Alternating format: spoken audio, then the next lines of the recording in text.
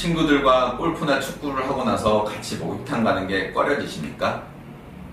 아들과 목욕탕 가는 게 걱정이거나 발기시 크기가 예전보다 줄었다고 생각하지는 않으십니까? 그렇다면 음경 확대 수술을 고민하고 계실 겁니다. 인터넷에는 너무 많은 정보가 있고 병원마다 자기가 최고라고 자랑하고 있기 때문에 어떤 말이 맞고 어떤 말이 틀린지 판단하기가 힘드실 겁니다.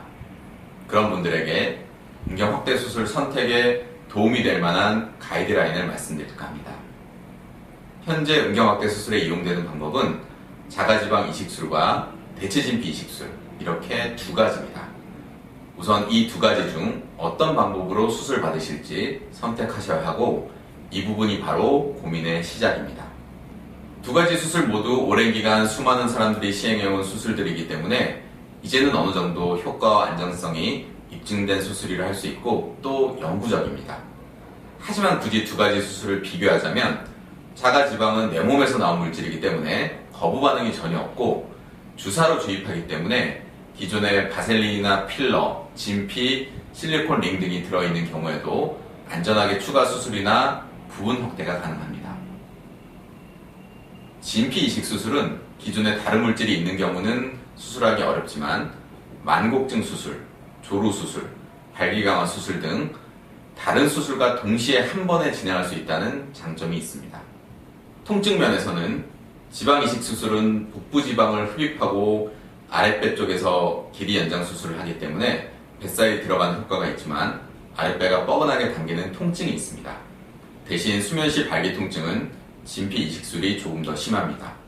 확대된 정도는 지방 이식술이 조금 더 크게 할 수 있지만 모양은 진피 이식술이 조금 더 자연스럽다고 할 수 있는데, 이 부분은 개인마다 호불호가 다를 수 있습니다.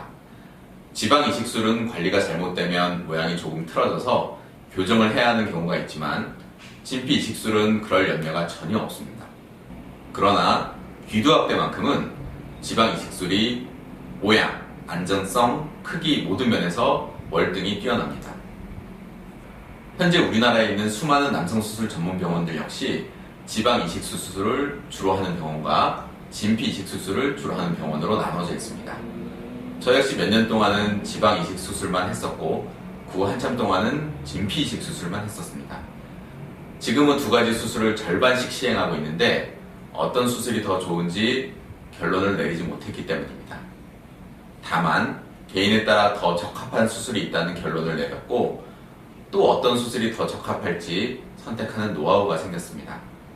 수술 상담을 하러 오신 분들에게 제가 제일 먼저 하는 일은 길이, 굵기, 음경과 귀두의 밸런스, 음경의 전체적 모양, 함몰 정도, 함몰 유형, 포경 수술과 포피의 상태, 피부 여분, 체형, 기존의 수술 여부, 조루나 발기 등 동반 수술이 필요한지 등을 체크해서 본인에게 적합한 수술을 추천해드리는 일입니다.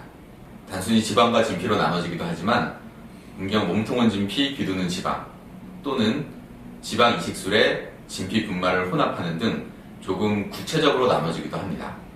그래서 저에게는 수술 받으실 분의 상태를 직접 보고 상담하는 과정이 무엇보다 중요합니다. 확대 수술을 받으려고 하시는 분들에게도 몇몇 병원을 직접 방문해서 상담받아 보시길 권해드리고 싶습니다. 상담을 많이 받아보실수록 수술에 대한 지식이 많아질수록 저희를 선택하실 확률이 높아질 테니까요.